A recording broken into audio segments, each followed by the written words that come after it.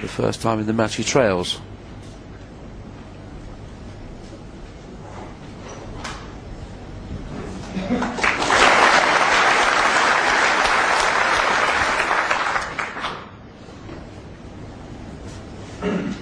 That is an excellent break off. Can't play safe off the edge of the pack because of the red on the side cushion. If he does, he's going to have to be very, very thin.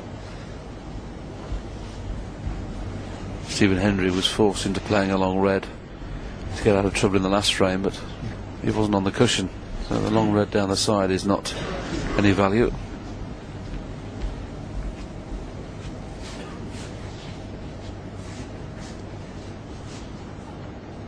Probably playing the two cushions to rest in the back of the bunch, and this is all about pace, isn't it? If he finishes short, he'll leave the one above the black.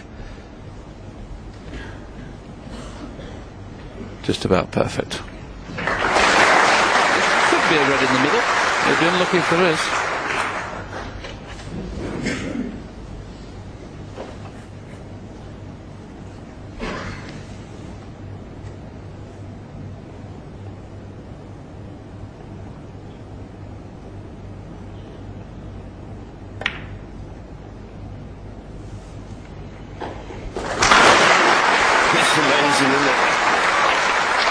You say it looked like Ronnie had played a perfect escape. You just nudge your red, just knock this red on,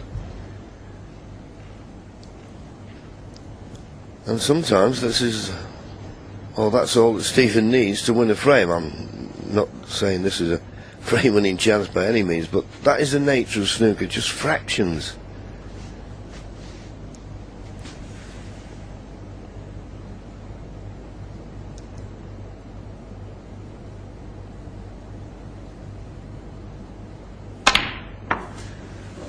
That was a good shot. Just could have done with coming about 6 inches further across the table, but it was a good pot considering he sat out most of the last frame. A good accurate pot, but as I say, just a little bit short with this position. Pink not going on its own spot, so referee Michaela Tabb having to make sure it goes as close to the reds as possible without touching. Very good referee, Michaela Tabb, one of our very best. 7.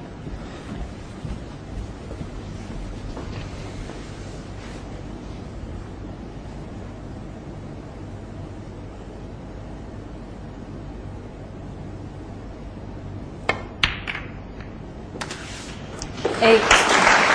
Well, that was perfectly judged. Just had the angle to flick off the reds now, nicely on the black.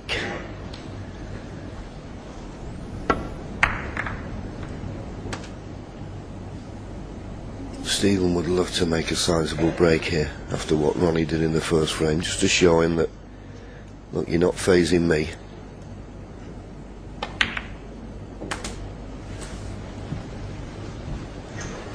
And that is what we always fall with, isn't it? That both players play the best, and then it will be a classic encounter. Absolutely. Those shots are always difficult, the one he's just played there, because you can under-hit or over-hit that kiss. He's slightly over-hit it, but as long as this red goes in, it's still nicely on the black. 16. And now things are a little easier.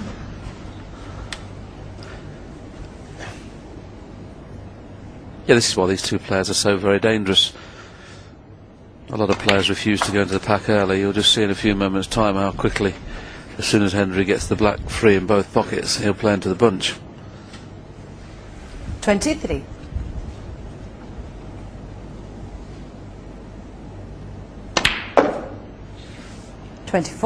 And here it comes. Took him 3 shots. Could do with arcing round the red and pink, and there's that little gap there. If he could just maybe catch it quarter ball, not only would he bring the pink into play, he'll also bring 4 or 5 reds into play. I'd like to just move the pink out of the way, because that's stopping plenty of reds being moved into play at the moment. Doesn't like it. He's worried about going arcing it through the gap and hardly getting on anything.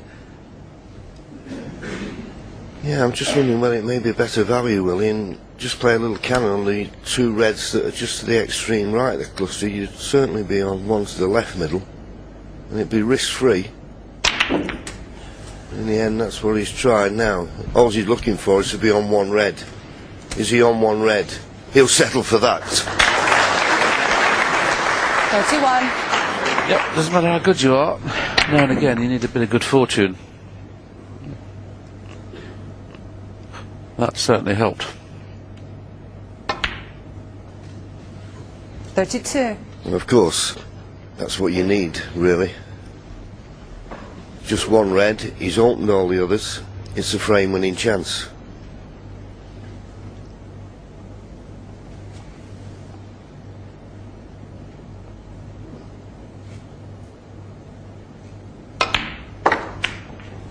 Decided to go into him again, and how's this one?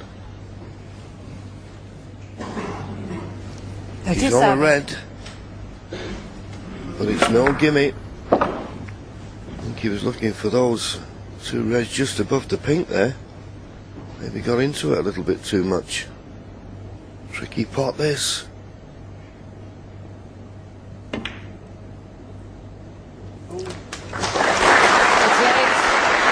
For me, John, we may get a chance to look at that again. I honestly thought that was it in near jaw and pulled up. Yes, it did, and then in the end it hardly hit the near jaw. These tables have been extremely true since they've had the Crucible Theatre floor reconstructed, and they've been playing very level, but that definitely pulled up.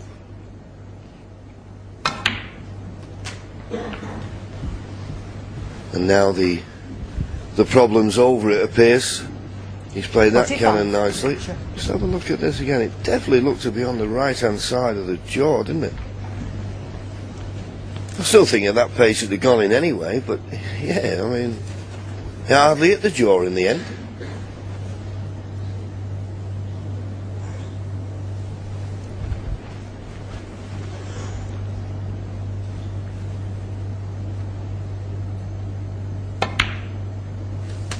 $46.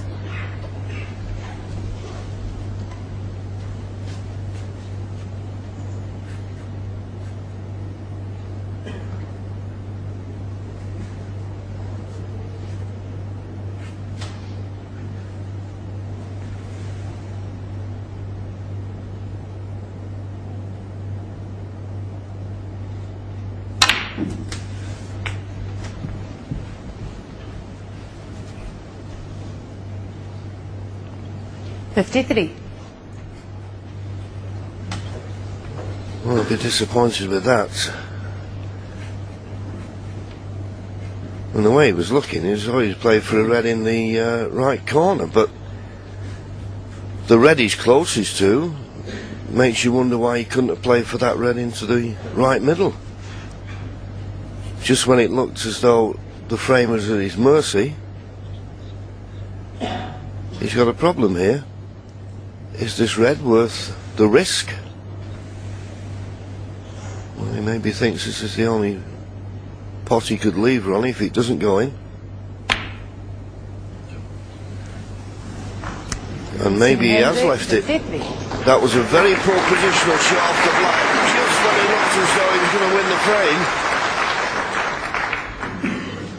Yes, only himself to blame there. I'm not disputing the fact that he should have gone for it, he should, but you've got to get close to the jaws. If you hit the jaws, the red can't come up the table. That was the bad positional shot, just lost the cue ball. So this is a very, very unexpected chance for Ronnie O'Sullivan, and a chance that if he could make the most of it will certainly harm Stephen Hendry's confidence.